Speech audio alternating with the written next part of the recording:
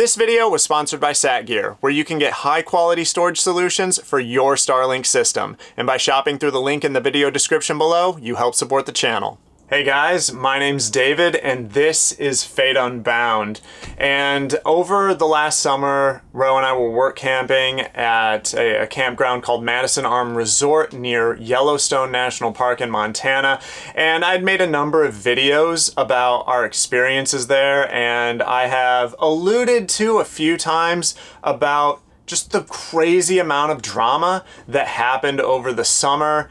And it was just so mind-blowing that there was so much drama, because Ro and I really thought that, the type of people that we would be working with and working for would be like just chill, laid back, relaxed. We're working at a campground out in the national forest by Yellowstone. And so we thought that a job like that would attract people that were just low-key, relaxed, and that just was not the case. And so in this video, I'm going to tell you guys a story about the first work camping couple that was there that ended up quitting. They only actually worked at the campground for 1 month, and it was a 5-month season that they signed up for to work. Things like started out really well, but things went downhill so fast, and it just got progressively worse and worse and worse until they finally quit and left.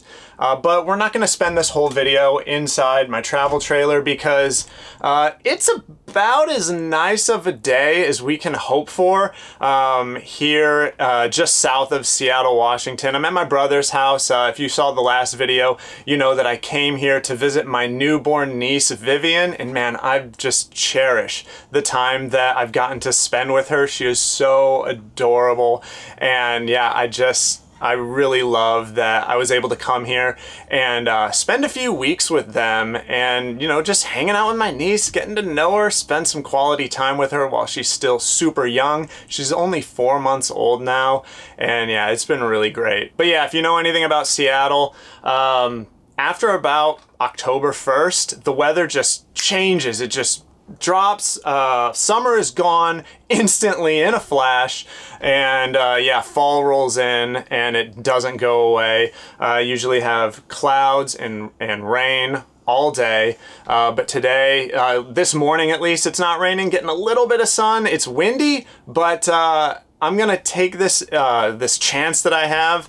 I'm gonna take Sweetie to just a park right down the road. We're gonna walk there, and I'll tell you guys the rest of this story. Sweetie girl, do you want to go for a walk? Well, do you want to go? Come on, let's go for a walk, big girl. Yeah. There you go.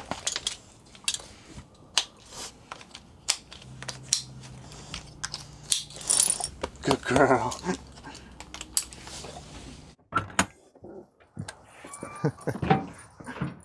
All right, come on, pup. So I'm not going to refer to them by their actual names because, I'm not vindictive about what happened. I don't, want to, shame them or draw attention to them as people. I just want to share, this kind of weird story with you guys. It's a weird experience we had. So we'll just call them Bob and Karen. Those aren't their real names though. But when we first met them, we arrived at the campground, and the owner wasn't even at the campground yet. They were the first ones to arrive. And so we, we parked near them and picked a campsite nearby. And, we got to talking with them a little bit. We were actually really excited to work with them. They had been full-time RVers a year longer than we have. So they had been full-timing for 8 years, and they said that this was their 38th campground that they've work camped at. And so, yeah, we were really excited because this was our very first time work camping anywhere.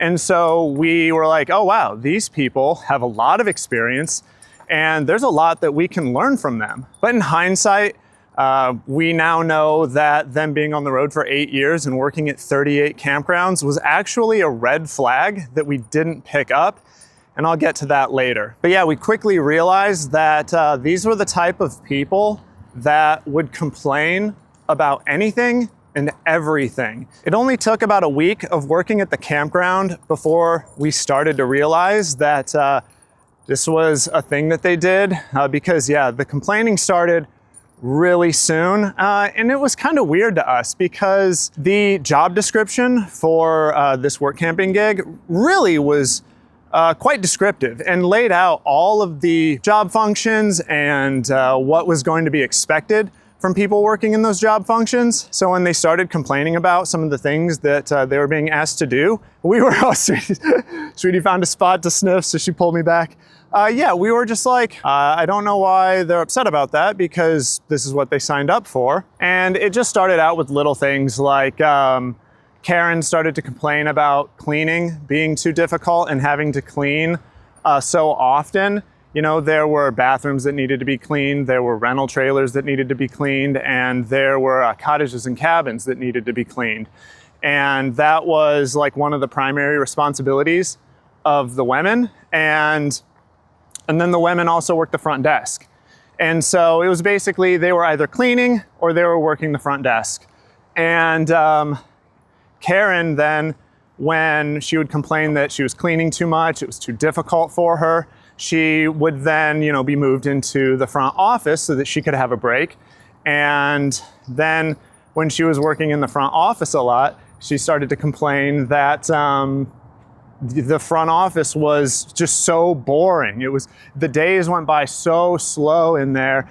And, you know, so then they'd be like, okay, do you want to go and clean? And she'd be like, yes, I want to go clean. And then so she would start complaining about that too. And this was an all day, everyday thing. It's not like, you know, we all need to vent a little bit at our jobs. You know, everyone will always vent a little bit, say something like, oh, this job was too this or whatever. You know, we all do that. That's fine. But it's when it's all day, every day, it just starts to irk you a bit.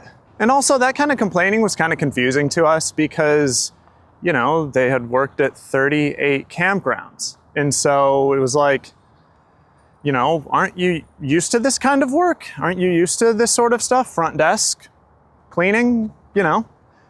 So we were just like really confused at why she was so upset about these tasks. Thankfully, Bob didn't really have much to complain about with his tasks. He just did his job most of the time and didn't really have too many negative things to say.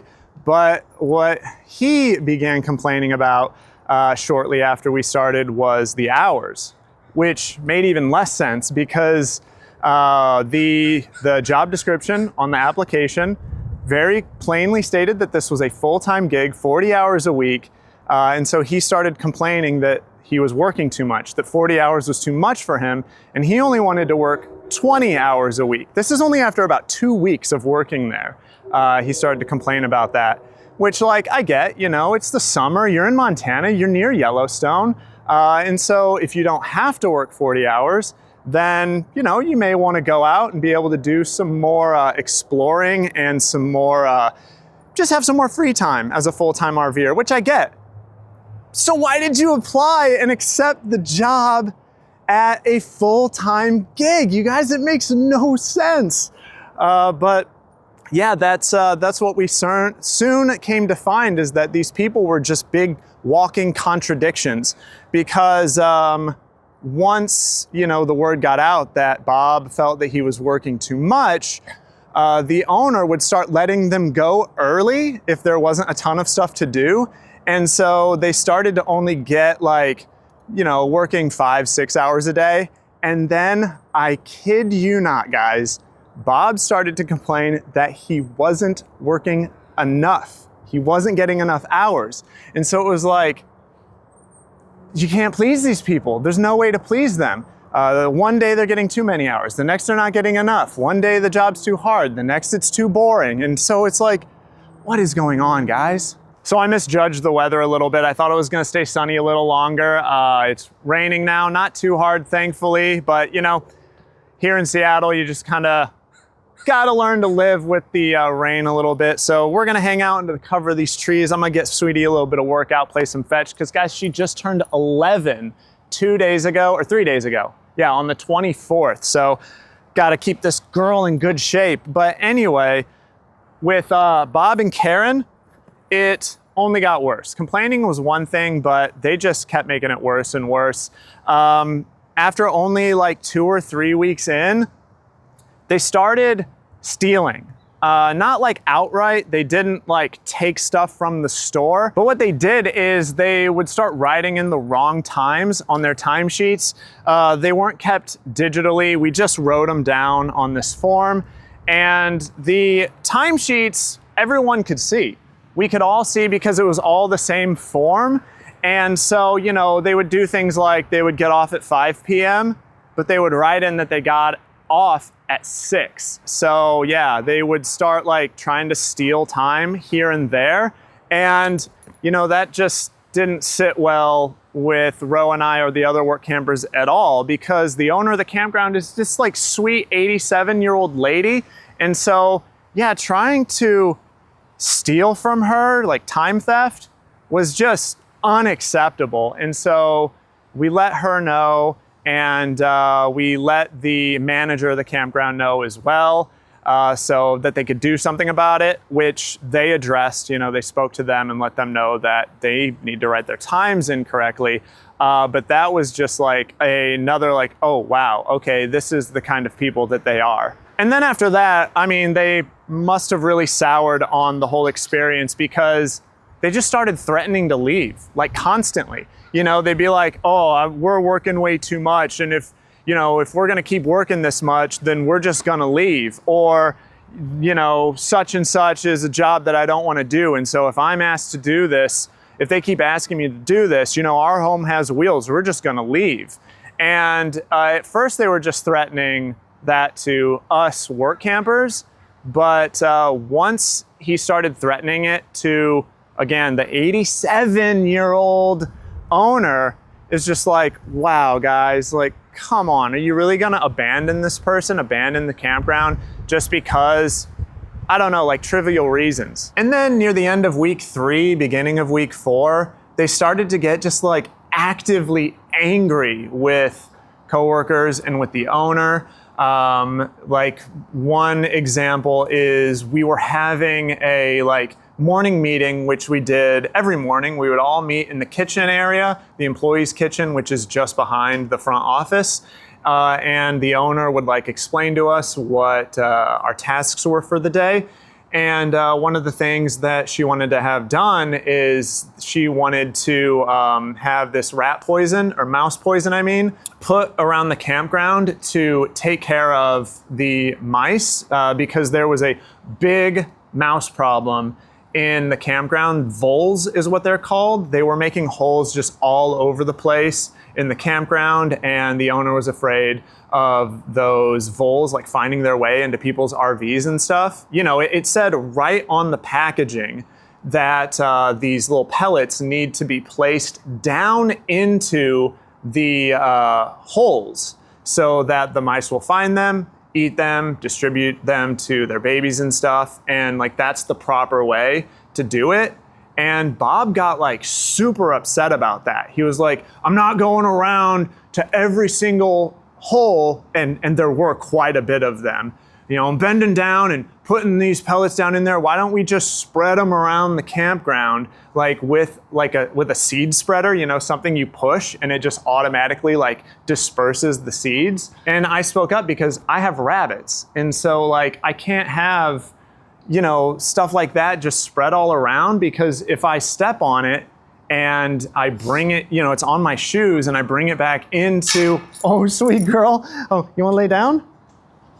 There you go. You know, and it's on my shoes, and I like bring that back into my travel trailer and track it around. You know, like, these are my pets. I need to protect them. And so I just spoke up and I was like, hey, Bob, if, you know, you don't want to do that, it's totally fine. I'll handle it. I will take care of it. I will just like grab a funnel, you know, stick it into the holes and apply it the way that the packaging says, because also you know, I just don't think that's safe for anyone's pets that come into the campground either. If they have pets, you know, and like their dog or something finds those pellets and eats them, you know, it could harm them too. You know, this specific type of vole killer says that it's safe for non-rodents. It will only kill rodents, which, you know, my rabbits are.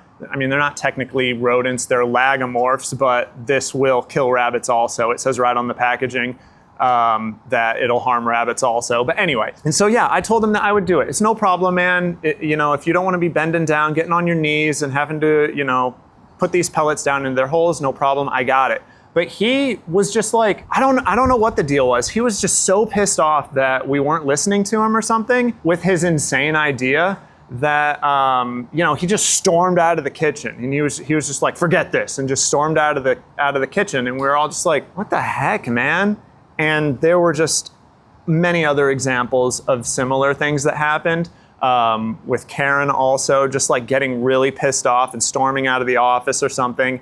And, you know, like with the complaining, the stealing of time, these people just like being angry all day, every day, it just like really started to wear on us, and it just like really soured the entire vibe of working there. Whenever we or the third work camping couple that I haven't mentioned yet were working with them, there was just a really negative vibe, and we all felt it. Even the owner and her son felt it too. And so what they ended up doing is actually reposting the wanted ad to try and line up another couple to take their place so they could let them go. All right, we're heading back because the rain is really coming down, and Sweetie's not really into fetch right now for some reason, which is kind of crazy because she's usually pretty tennis ball crazy. Like, if you show her a tennis ball, she like obsesses over it. She will not relent until she can get it, and she just wants to play fetch for ages. But I don't know, maybe it's the rain, maybe she had some particularly interesting smells here that she was picking up on, and so yeah, she just wasn't into it anyway. But yeah, so they reposted the wanted ad, and they noticed. They actually brought it up. They were like, why is the wanted ad reposted?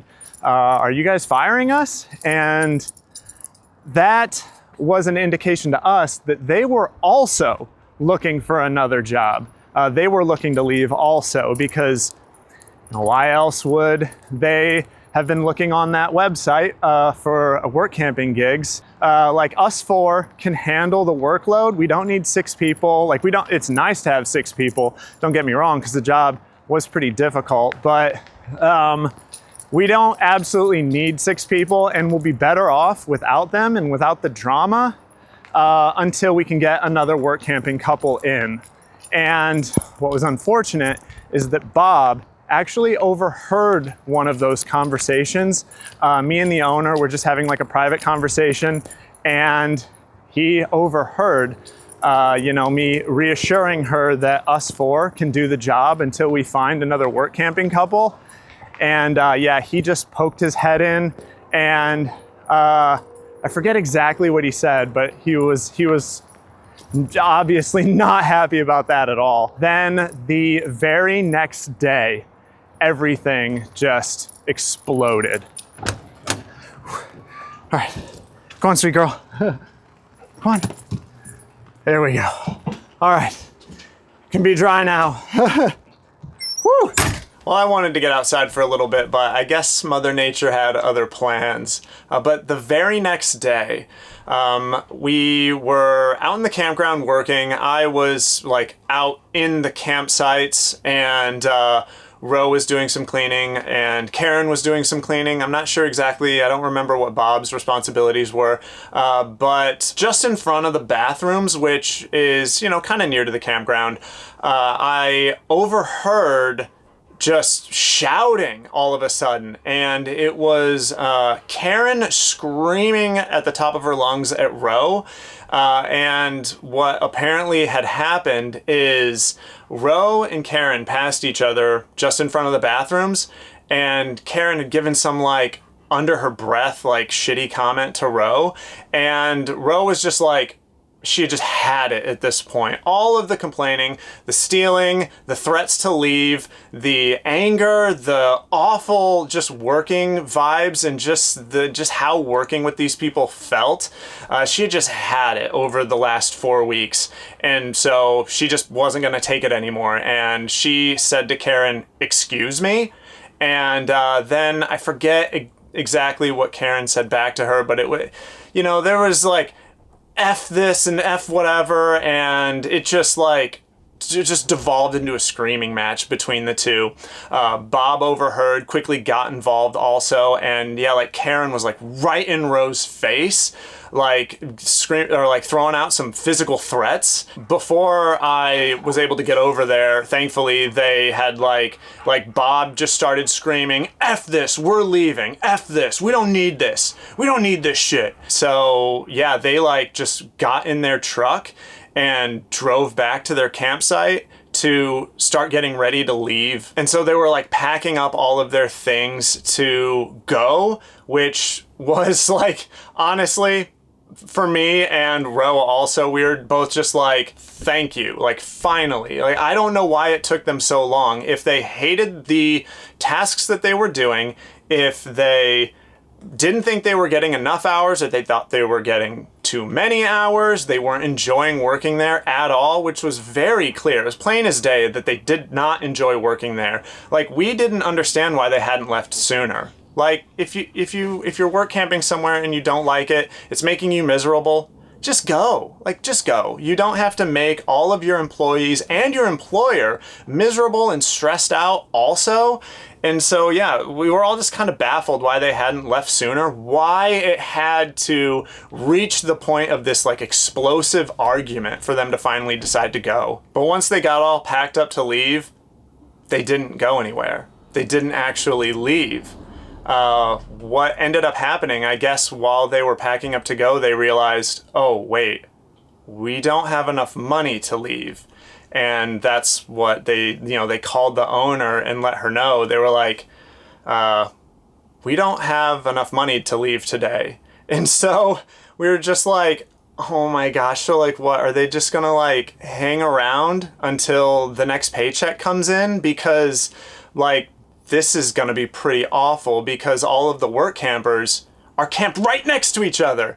And so, we're like we were kind of in this like little cul-de-sac kind of area of campsites off away from the campground by, like all of the work campers were like separated from the like main campground area. And so we were just like, oh my gosh, so how long are we gonna have to like endure this like very angry situation, and with them like living literally like right next door. And so thankfully the owner decided to just pay them in advance, like pay them the hours that they had worked that pay period in cash, so that they could go. They had enough money to buy fuel or whatever they needed so that they could just get the hell out of there.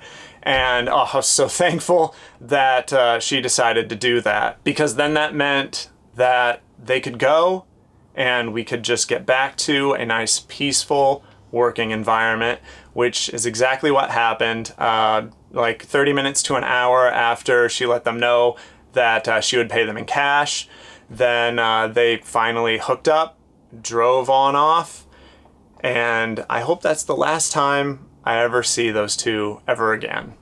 So there you go. That is the story of some of the drama I had to put up with at our very first work camping gig. Again, it just blew me away. I really thought that the type of people that would be working this kind of job would be, laid back, relaxed, easygoing, happy even, I thought that full-timers working outside at campgrounds near Yellowstone National Park off of a lake would be excited and, I don't know, just like happy. But that wasn't the case at all.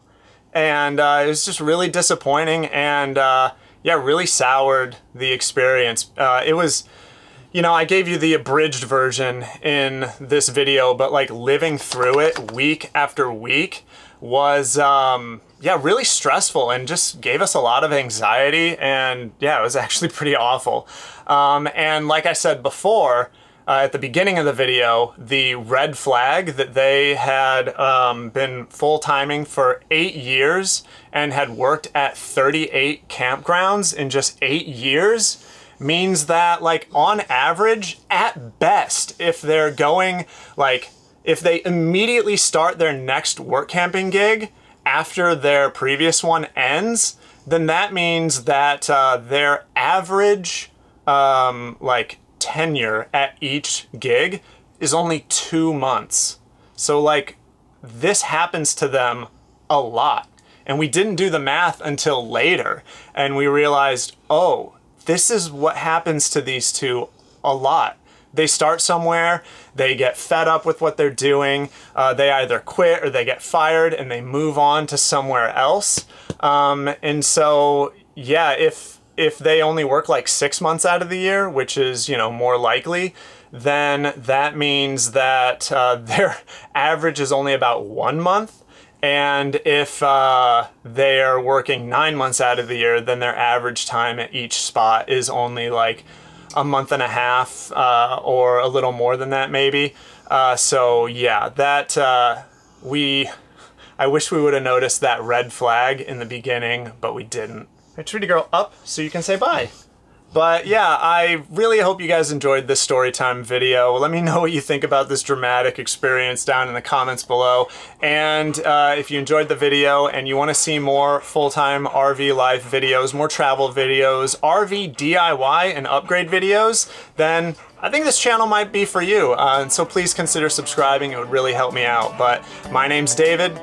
This is Sweetie. This is Fate Unbound. And I'll see you guys in the next one. Bye. Sweetie girl, say bye. Good girl. Good girl. I'm embarrassed to admit that the entire time I've owned my Starlink, I've just been storing it in the cardboard box that it was shipped in. And the box is starting to fall apart. And also, this is just not the proper way to protect an investment as big as Starlink. It wasn't until I came across SATGEAR that I realized there was a much better way.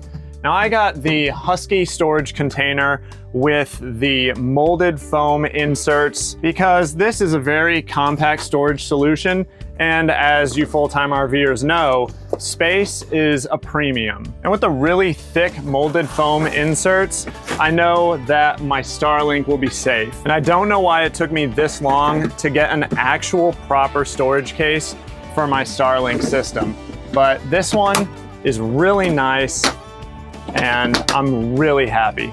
Now, this is just one of the cases that SATGEAR has to offer. They actually have a huge and very diverse product line for whatever Starlink system you may have. And so if you shop through the link in the video description below and make a purchase, I do get a commission for that. And so you can help support the channel that way. But thanks again for watching, guys. I'll see you in the next one.